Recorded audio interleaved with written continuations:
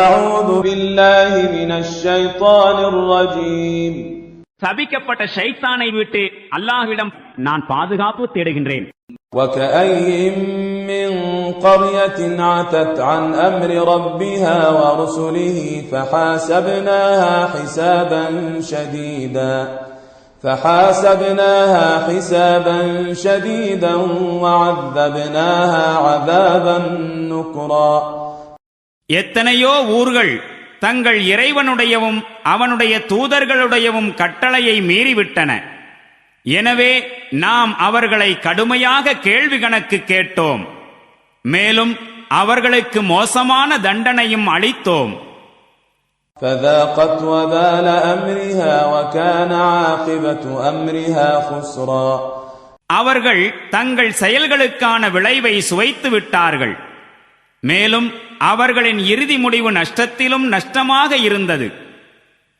أعد الله لهم عذابا شديدا فاتقوا الله يا أولي الألباب الذين آمنوا قد أنزل الله إليكم ذكرا. அல்லாஹ் மறுமையில் அவர்களுக்கு கடும் வேதனையை தயார்படுத்தி வைத்திருக்கின்றான். எனவே நம்பிக்கை கொண்டிருக்கும் அறிவுடைய மக்களே, அல்லாஹுக்கு அஞ்சுங்கள். அல்லாஹ் உங்கள் பக்கம் ஓர் அறிவுரையை இறக்கியுள்ளான்.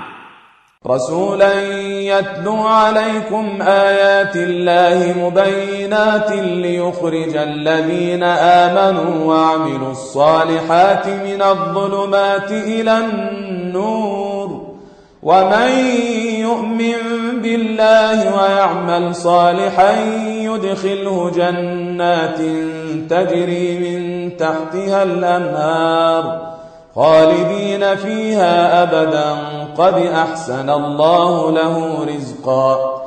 அதாவது ஒரு தூதரை, அவரோ தெளிவாக வழிகாட்டக்கூடிய இறைவசனங்களை உங்களுக்கு ஓதிக் காட்டுகின்றார்.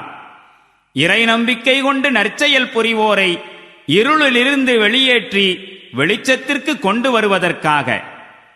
யார் அல்லாஹுவின் மீது நம்பிக்கை கொண்டு நற்செயல் புரிகின்றாரோ அவரை அல்லாஹ் சுவனங்களில் நுழைவிப்பான். அவற்றின் கீழே ஆறுகள் ஓடிக்கொண்டிருக்கும். இப்படிப்பட்ட மக்கள் அங்கு என்றென்றும் தங்கி வாழ்வார்கள். அல்லாஹ் இத்தகையவருக்கு மிக அழகிய வாழ்வாதாரத்தை வைத்திருக்கின்றான்.